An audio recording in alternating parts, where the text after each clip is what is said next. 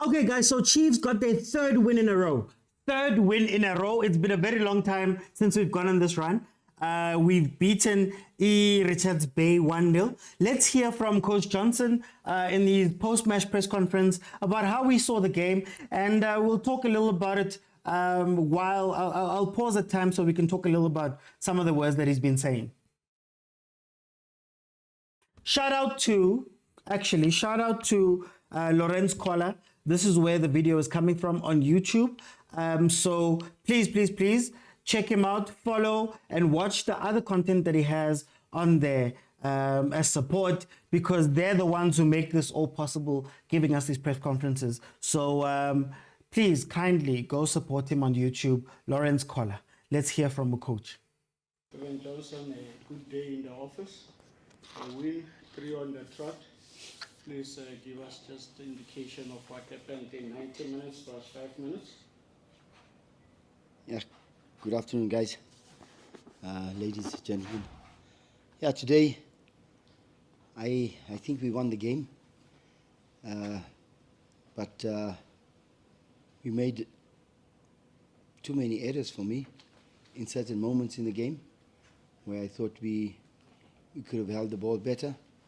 We could have gone further up the pitch with a lot more finesse, like we trained. But we tend to put ourselves under a lot of pressure. The first half, I think we did a little bit in the first 20 minutes. There was a lot of energy in the team. We had maybe 1 or 2, I think, clear chances where we should have scored. And then some of the plays in the first half as well, the decision making to shoot or to pass in between, and then we lose the ball. And of course, we know we're playing against a counter-attack team, and then they come at you. But in the second half, it was a lot more difficult because I think they missed 1 or 2. But be as it may be, we win the game, and we carry on. We try and fix up what happened, and hopefully able to get it right. Thank you, Coach. Can I be honest? I still don't know what we're playing. I still don't know how Chiefs is meant to score. I still don't know what our build-up is meant to do. I still don't know what certain players' roles are in the game. He's probably going to get to Gonzalez. I don't know what Gonzalez does. I don't know what Modi does. It seems as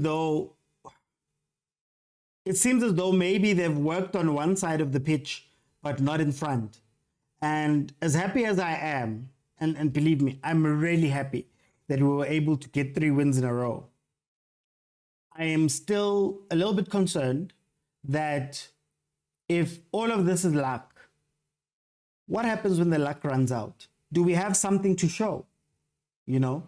Are we crafting a game that's going to play for our players to give them the best chance to win games? So what happens in the unlucky games? Do we have a tactic? Do we have a way to play? Do we have a style? Do we have a go-to move? And I still don't see that from Kaizer Chiefs. So we will carry on taking these individual brilliance goals. If not Modi, now Nkosing Pila stepped up and hit one. Hopefully they carry on doing that. But otherwise, I'm not all the way happy with how Chiefs plays. Velile is first to take a shot. Timed for 10 minutes. Prepare your questions and let's get rolling. Velile. Okay. Okay. Thank you, Coach. Veli from CBC. As you just said as well, the team was not really like this today. But it's also for the first time the team has recorded 3 wins in a row. And I think maybe the signs of an improving or building a winning culture, even when you're at your best, you still pick up 3 points. Is that maybe the positive that you're taking from this? Well, in one moment, yes, maybe that is, but not for me. I think we need to be much better. And like I told the players, it's 3 in a row. Yes, we celebrate. And for me, that's not Kaizer Chiefs. Yes, I might sound like I'm unhappy, but I have to be happy, but I'm also the leader of this team, and the leader has to take the responsibility of a lot of things. When we lose, I'll take the responsibility. When we win, I'll take the responsibility as well. And going forward, the players have to feel what it is really like. And we stitch halfway the match before, we stitch halfway the cloth, and now we took a few threads out again, so we got to stitch again. So we just carry on. Not that cloth again. Yeah, this cloth. But I like coach's honesty. I like the fact that he's coming out and saying that it's not what I wanted. Yes, it's wins. Yes, it's another 3 points. But in terms of the play that I want and the type of game that I want my players to play, they're not quite there. And I think that sums up the feeling in Kaizer Chiefs right now, or for the fans at least. We're thankful that we're winning games. We're very thankful. But there's also that thing in the back of your mind that goes, the manner in which we're winning games is very lucky, man. That Pretoria-based coach once said that we are the children of God. We're lucky. God's favorite children. And I'm not going to lie, these past 3 games have shown that. But it is a confidence booster. And maybe the difference between them playing better and them playing badly might just be 3 wins in a row. Might just be getting that confidence in order to then go and execute. You know, sometimes I always used to say that when you do something wrong on the pitch, for example, sometimes the best way to get over that is to just sit down and make a few passes, simple passes, just to get you back in because you've made a big mistake. Few passes, and then you can go on to do the incredible stuff. But if you jump directly to trying to do the incredible stuff, you may just shoot yourself in the foot and make it worse and worse and worse and worse. So I'm grateful for the wins, and I'm also grateful that coach realizes that we're winning, but it's not the way that he wants to win. And I may be starting to become a little bit hopeful that this is not the end and they will start executing these things later on, if that makes sense. Coach, congratulations on this victory. I know that it wasn't a fluid football. Prince Morake, my name is say. The question is, Coach, are you happy with the fluidity in the team in terms of, playing in phases, because there seems to be a time where the midfield seems to hold on too long to the ball and not punishing the team on counters? Yeah, look, like I said to Vele, it's important that we identify quicker when to score the goals or when to push to have the action finished, and we need to get there. Today we had a little bit of not of a challenge, but we brought in Gonzalez, we brought in Castillo as starters, and maybe that could also change a little bit, but they've been playing. So we also brought in Solomons, we brought in Ash, we tried Ashley again to see how good he is going forward, but there was a couple of changes. We brought in Njabule where he normally is supposed to play. And yeah, I just thought maybe it's supposed to be right. At the training, it works. On the field, when there's a few thousand supporters behind you, it's not going like you want it to go. So yeah, like I told Vele, we stitch the cloth halfway, and then we pull out a few stitches, and now we got to put those stitches back plus put more. So we got our work cut out for us. And to give him credit, and to give him benefit of the doubt, I feel as though maybe what's going on at Kaizer Chiefs is that the players default to their old roles.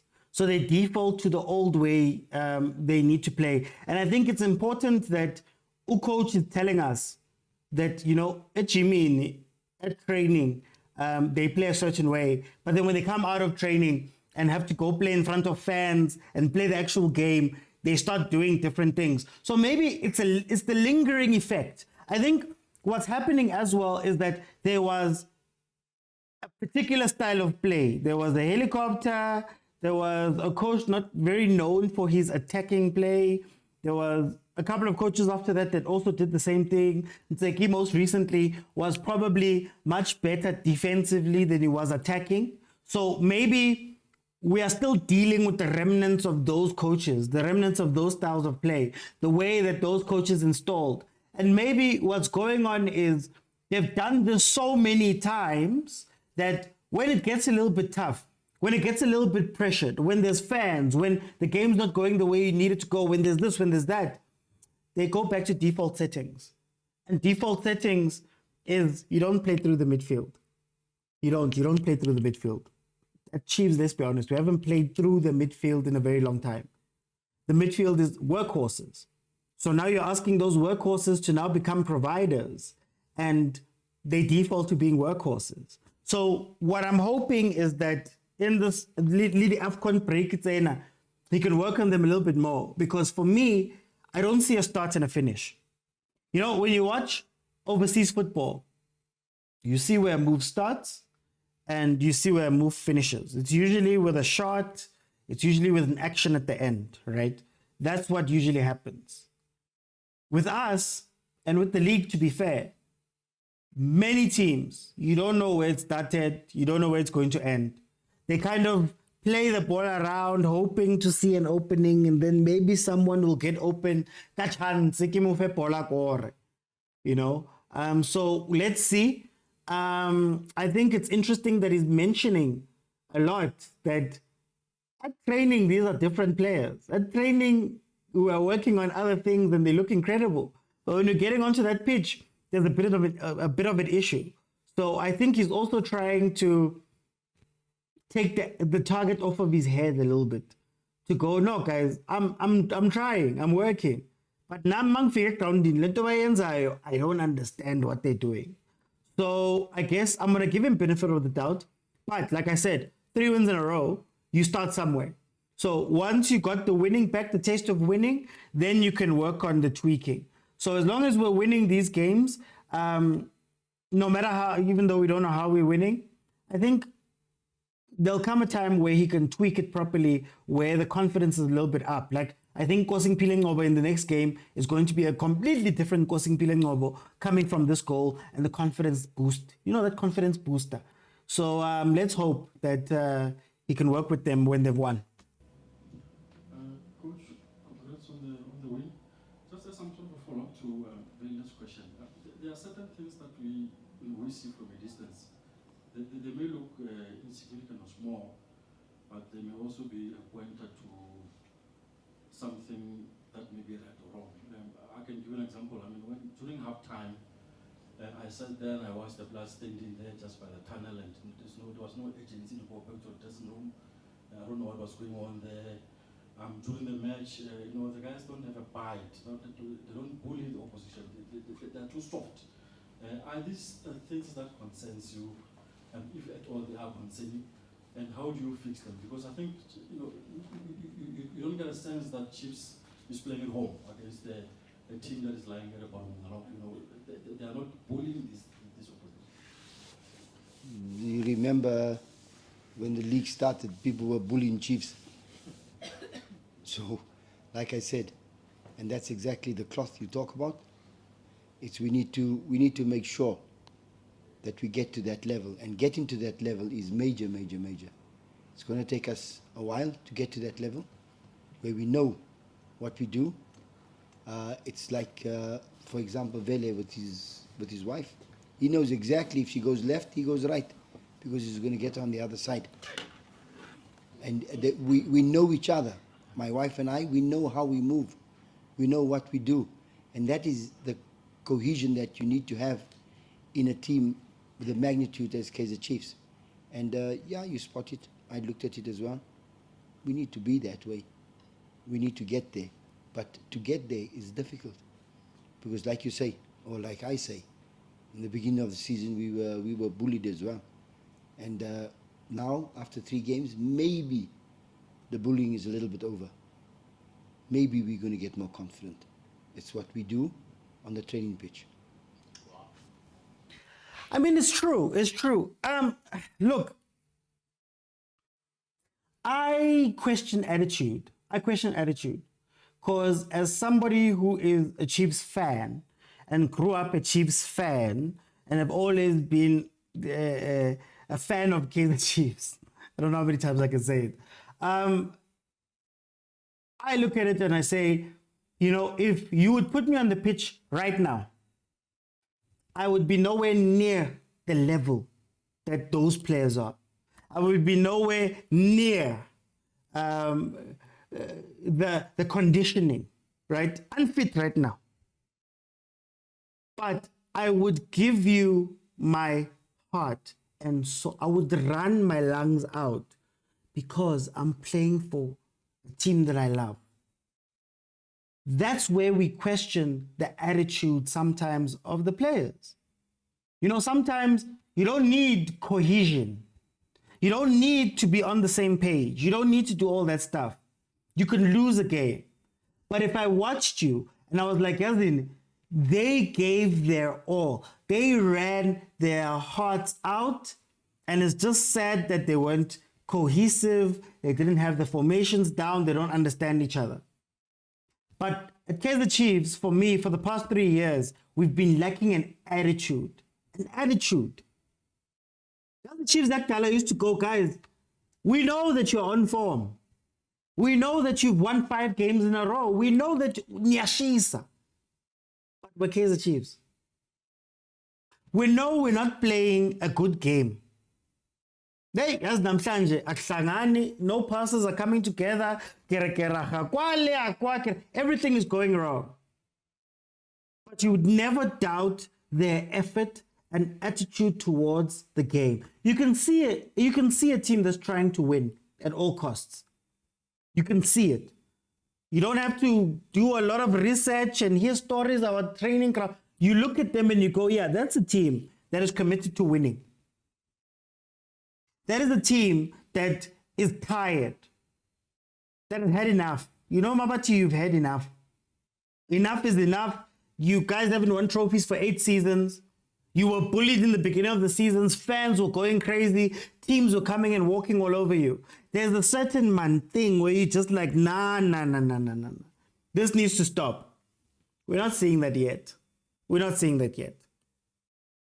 And that attitude, unfortunately, or fortunately for them, doesn't show up on a scoreboard. You could lose the game.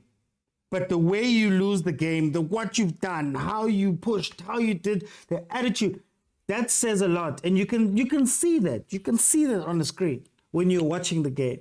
You can see that by how they're running. You can see that by how, just their actions.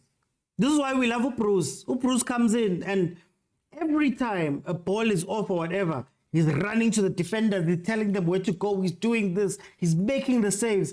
You can tell that there is a player that is trying their hardest. I don't need you to be top quality, but I need to know that even if Bati we 50, go FIFA, you are giving me every bit of that 50 when you're on the pitch. But yeah, as he says, they're not quite there yet. I don't know if it's a training ground thing, but he's the coach and he's more experienced, so I'll give him the benefit of the doubt. Coach Yuru Lekosha from Newsroom Africa. Coach, in one of your previous answers, you seem to get a pattern that at training, things work on the field. It doesn't come off the way that you see things or should be happening on the game day. When you see a pattern like that, Coach, do you then not ask yourself, maybe it's time to get an addition or two that can play or give you the results that you want? Maybe the personnel that you have just can't get your ideas across the line in a match situation? And in terms of recruitment, have you been given scope by the club? Have you had conversations about what you might need to continue this momentum after the AFCON break? At the moment, nothing. I don't want any players because I think that the time I've spent with them is far too little. If I can change players over, how long am I available? It's too much. Did you say too long, Mr. Gleason? I didn't say the word, sir. If there's any coach who can change the players over 2 months, then I eat my hat.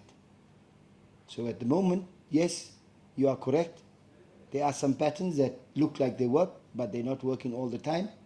We need to make sure it's repetition after repetition in order to make them work so that they can be better players. And I said this before. You join Chiefs as a good player, and if you're the coach, then I should make you a better player. Mr. Gleason, you had... But that's also an unfair question. That's also an unfair question to ask him about signings now. And I say that because we made a ton of signings already. Beginning of the season, we made so many signings, right? And brought in so many players. Was it 7, 8 players? So 7, 8 players have come in. And then we go back and we go, January, must we go get more players? You ask the coach that. Now, I'm not going to answer the way that he answered. My reason is that I don't ever think that the problem at Kaizer Chiefs came down to the players that were coming in or the players that were going out. I think it was something that was happening inside the Kaizer Chiefs. It's something that's happening inside. Because you can name all of them, or most of them, were stars at their previous teams, were great players in the league that we all revered and were afraid of. Pule Modi was one of the more dangerous players at Golden Arrows. Abo Potsane were dangerous at Royal AM. Abo Mtanzane were some of the key players at Cape Town City. Umtetwa was one of the linchpins of Stellenbosch's midfield. At the back, we've got Rudy Talk, where one of the most important players for Kavin. Kavin was crying about losing. Uraideng, I'm forgetting his name, was the captain of ETS Galaxy. That's this year. We're not even going to mention the other years. Hey, we've had Abu Pilia, Abu Castro. We've had so many players come in and out of this team. Jabulo Ngobo, when he joined, was defender of the season. So for me, the fix is not to bring in more people. The fix is to look at why, when they get here, all of a sudden the standards drops. All of a sudden their ratings drop. All of a sudden they can't do the simple things that they were doing at a high level at their previous teams. That's what you need to look at. And it's also unfair to ask somebody who just walked in. Yes, he was chief of scouting and all of that stuff, but he's just walked in. Barely, 3 months, maybe? How then do you ask him, do you need signings in January? When he's barely, I mean, this is what? This is his 4th or 5th game in charge? How do you ask that guy to make those decisions? In fact, I'll be surprised if in January somebody comes. I'd be very surprised. Because then that tells me for sure, ukusayina kenziwa boardroom. But anyway, very unfair question. You end up. Yes, sir. Can I ask about the injuries? I mean, obviously, there's some key players out, and particularly as a South African football fan, I'm worried about Mthethwa. Will he make the Nations Cup? But can you give us a summary of who's back sooner rather than later? I cross my I's, cross my T's. Ox had a injury at training. Was it at training? Yeah. Yes. He hurt his ankle. Freak of an accident, and we sent him for x-rays and things like that. He came back, and according to the medical team, he has to stay out for a little bit. Whether he'll be back for AFCON or ready for the next game, I cannot say. Other than that, we have Titi, who's just had the operation on his shoulder and he's out recovering. We also have Aidan McCarthy, who also had a hernia operation, but he's also out recovering. And back is everybody. I think Keegan is he's probably 99.9% ready to play. Today you seen I tried Ashley a little bit, just so that we could see whether he has it. I haven't spoken to him yet, but it looked like he's come through. I think he came 15 minutes. He's come through that, so hopefully he's okay for the next game. Other than that, no one else, Mark. Kunika, Maklo, Oh, excuse me, sorry. Zita, they tramped on him. No, Siteba's right as well. Siteba's 100% correct. He could make the team also. Zita, same day that Ox got injured, someone tramped on his toe at training. So he's right, he's coming. How far the toe is, it's not a major thing, but we took precaution with Zita. Mato, Matlo, oh yes, Matlo had a knee knock 2 weeks ago, and that hasn't recovered yet. So he's also 50-50, but George will probably not make the next game. thank you, Coach. I think the last two will go. I've seen many hands, but we'll take two and close. I mean, it's injuries. I don't want to say too much about the injury stuff. That is straightforward. Thank you, Pravina. Coach, congratulations on the 3 points. Siasanga here from Sunday World. Coach, for the past 3 games, I've noticed that you've gone with a consistent lineup and you've only made 2 changes, and those changes only came today. So can you say that you've now identified your best 11 since you've started with this group of players? Again, it's 2 months. We found something.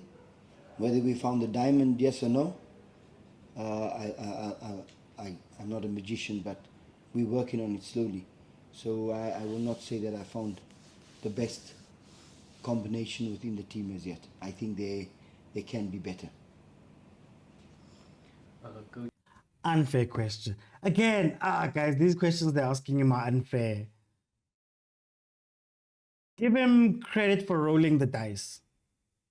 Give him credit for winning the 3 games. But I think as long as the team is winning, you don't necessarily make too many tweaks, I guess, maybe to try find that balanced team that he's looking for, that does everything he wants. But for now, asking him whether these guys are the final team or he's found the thing or whatever, it's too early, guys. It's too early. Even me, as critical as I am of Kaizer Chiefs, you can't expect mountains to be moved by Kevin Johnson, who comes in mid-season, wasn't there for preseason, wasn't there for the first few games, was hired in a completely different position, had to come into this team. I don't expect too much. I will still question some of the decisions because some of them are just replays of what his predecessors have made, the mistakes his predecessors have made. But to already say to him that he needs to have his final 11 right now, I don't know. That one I'm not sure of. Coach, you, Lorenzo Mitosquitans, you've rightfully said you've worked here for 2 months. We've seen Gonzalez play 9 games, he hasn't scored yet. Saili's got 3 goals in 15 games this season, but there's so many times where this decision making is just questionable. You know, you rightfully say it's a big club. Are these players good enough to play for Chiefs? I mean, what we've seen is questionable. And then secondly, the AFCON break, what do you guys as Chiefs plan to do with the players during a whole month of inactivity? Coach, hang on. Let's see if Elile wants so that Coach closes. That last question is covered. Coach Gonzalez and Saile. Yeah, Gonzalez, please God, bless him, so he can score goals. That's all I ask, because I think Saile has broken an egg. I think Ranga has broken an egg. Gonzalez hasn't broken the egg. And a lot of times, you know, strikers are the same like goalkeepers. They are crazy people.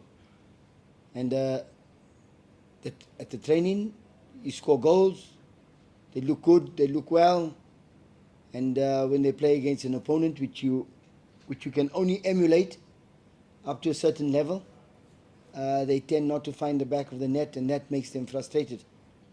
So, yeah, I hope that he's able to get his head scoring or his feet scoring, whatever they have to do, and maybe it will come better. But in all respect to him and to Saile, the South African game is not easy to adapt to, I believe, as a foreigner, especially when you speak French or you speak Spanish. It's really difficult for you to adapt to it, and that is one part that I find coaching in another country that I thought we as South Africans, or maybe we as we need to get a little bit more fluent in especially Spanish or French as individuals, and I blame myself for that as well, because when I'm a coach and I'm able to do that, then for sure my play will get better quicker. So I'm putting that as a little bit of an excuse, but they're both very good people, very good strikers. Does that part of the question, right? Coach, lata manje. You're telling me that you have to learn an entirely new language in order to coach someone? Guys, I'm sorry. I can understand if there's a language barrier or whatever, but there's translators and people for that, right? There's translators for that. The problem is that on the pitch, we're not playing the way that these guys need to be played. Ask any Chiefs fan, they'll tell you, Saile is a last-minute player. Saile put gums on in the last 15 minutes and does you wonders. He's best when there's chaos. Chaos caused by, it's the 75th, 80th minute. Usually by that time, tactics have broken down. By that time, there's a team that's chasing and a team that's defending. So if Chiefs is in the lead going into the 75th, 80th minute, what tends to happen is that the other team starts attacking in order to try to get a draw or something. And in those spaces left behind, the chaos, as I call it, Saile scores, or Saile is best, because he, one, doesn't have to think too much in terms of bringing up the ball and doing all that stuff. It's usually transition, where in the box you need to act on instinct. Saile is not a player that can play with time. He's a player that needs you to put him in a situation where he doesn't have time to take the extra step, doesn't have time to hit a step over. He's just there to finish it. I know that. You know that. Why doesn't coach know that? Why doesn't Shepard and all of those other guys that are sitting on the bench, why don't they advise that? In terms of Gonzalez, for me, his biggest attribute is that he's tall. He's tall, he seems physical. Not very fast. Whenever he runs with defenders, it's a bit of an issue.